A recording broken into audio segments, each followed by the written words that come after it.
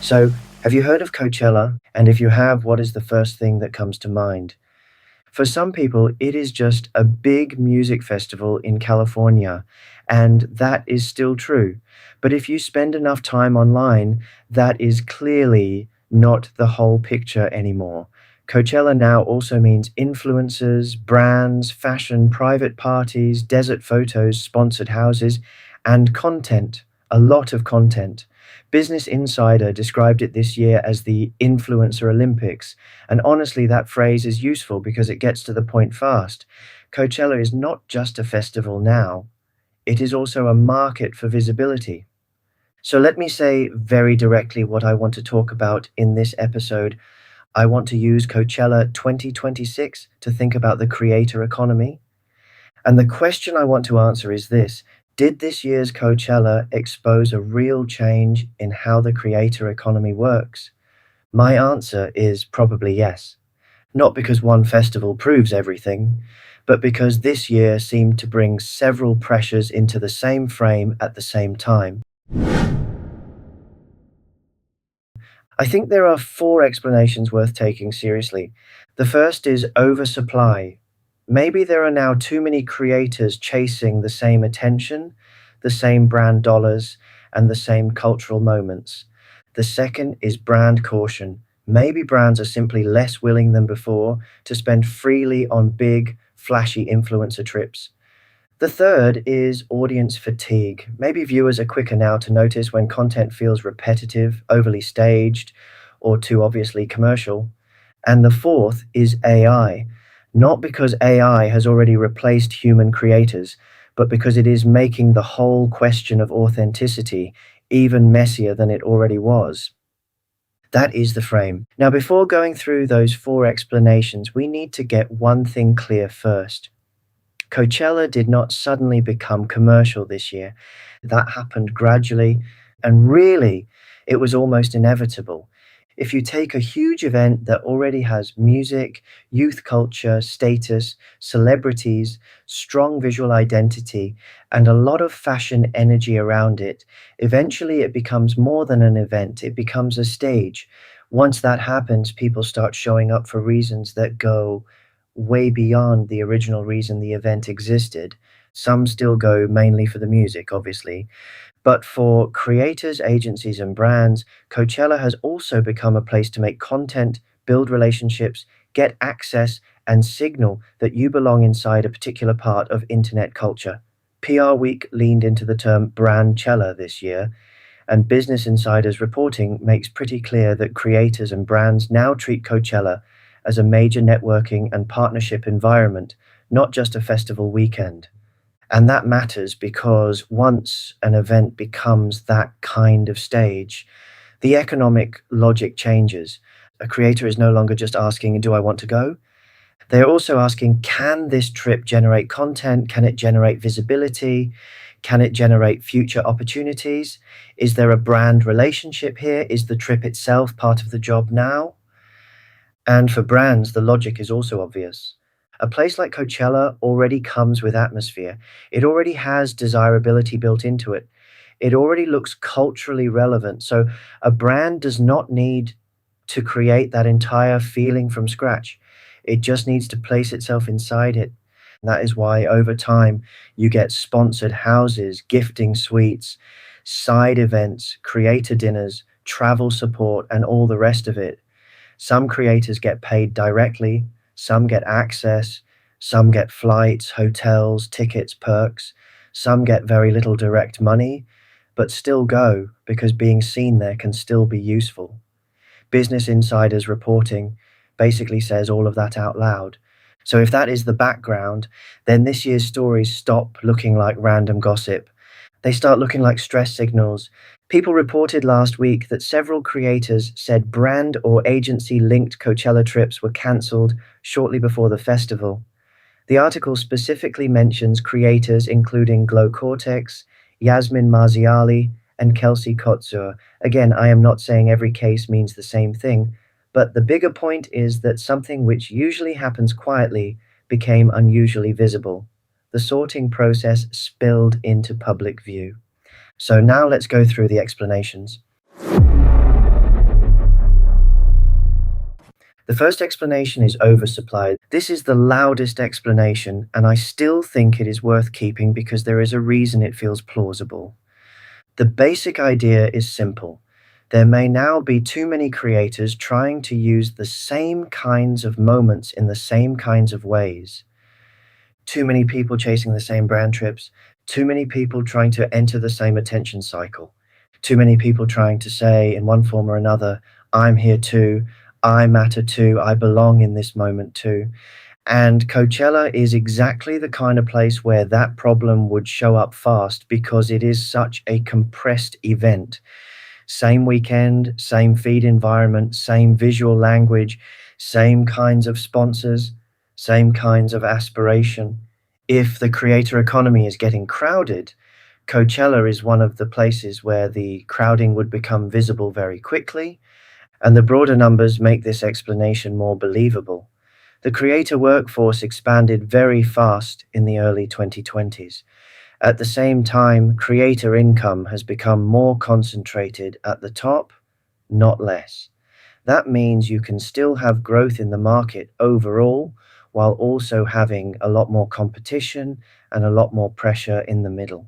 In other words, more people can enter the system without the typical participant becoming more secure.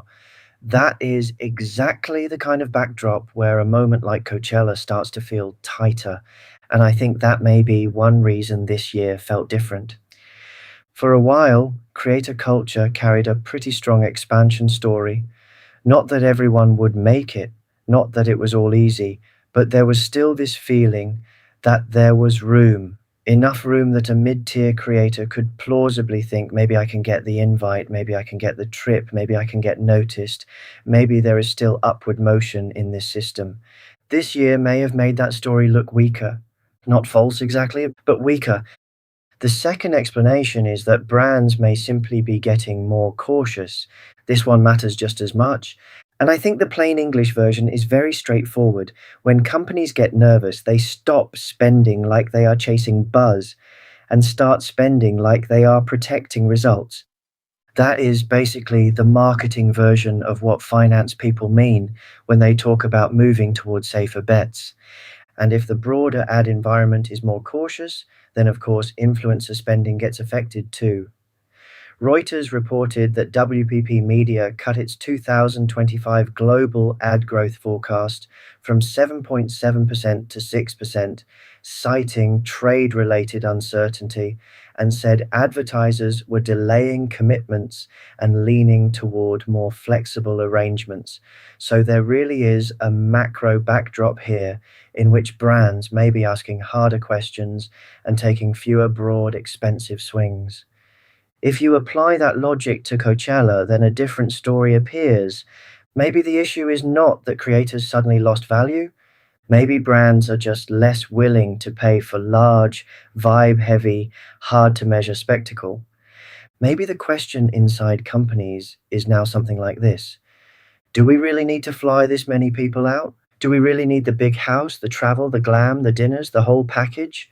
Do we want 10 medium sized bets or three safer ones? Do we want presents? Or do we want something we can explain more clearly when someone asks what the money actually did?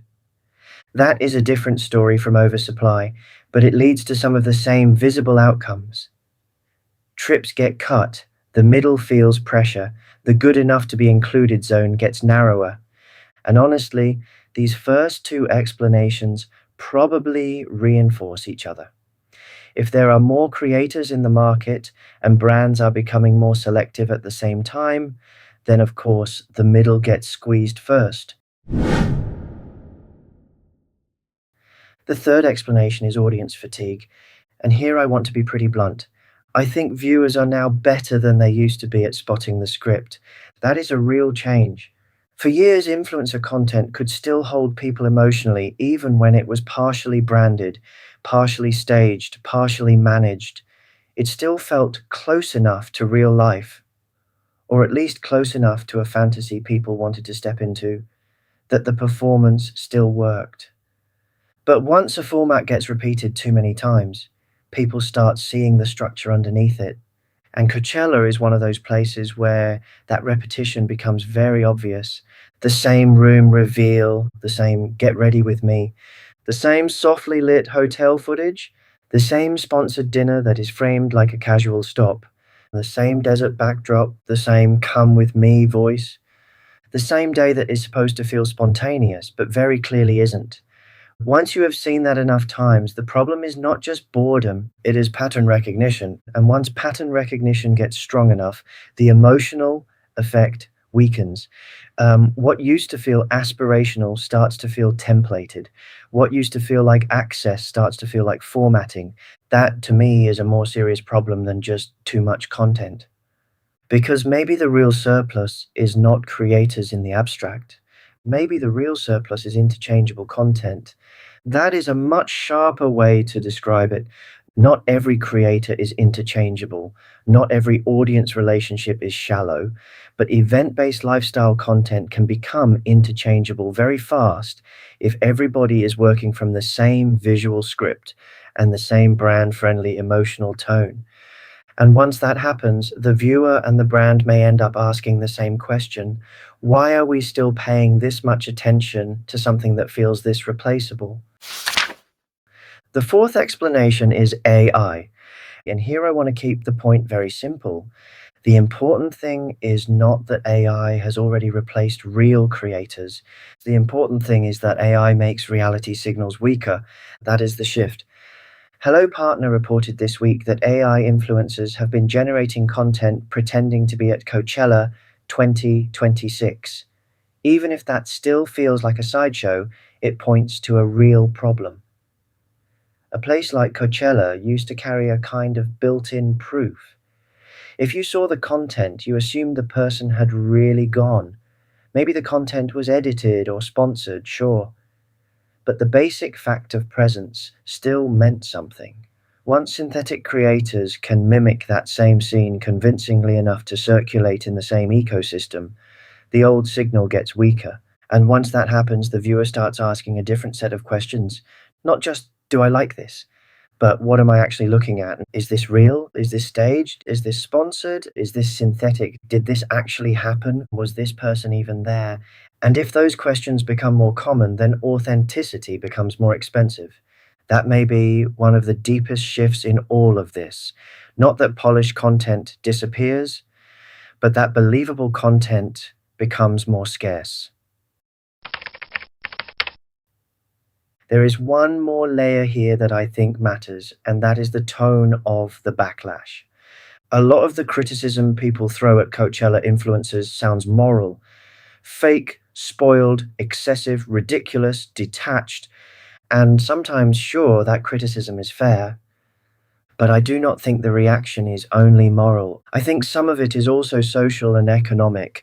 A lot of viewers are watching from a completely different reality. Rent is high, travel is expensive, tickets are expensive, everyday life is tighter.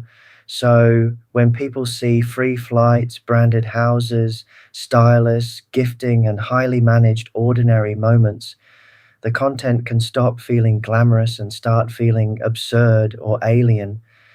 And if that feeling gets mixed together with repetition and weak trust, the backlash makes more sense. So, where does all this leave us? My answer is pretty direct. I do think Coachella 2026 exposed something real. I think it exposed a creator economy that may be entering a more crowded, more selective, more skeptical phase. Oversupply may be part of it, brand caution may be part of it, audience fatigue may be part of it, AI driven authenticity problems may be part of it too. And if those things are all pressing on the same system at once, the system starts to feel different. Not dead, not finished, but different. So if you ask me again, did Coachella 2026 expose a real change in the creator economy? My answer is yes, not because the industry is collapsing, but because the easy growth version of the story looks weaker now. The version where attention felt endlessly expandable, brand money felt easier, and polished lifestyle content still carried enough novelty to work at scale. That version may not be gone, but it does look less stable than before, and maybe that is the real change here. Not the end of the creator economy, just the end of one of its more comfortable myths.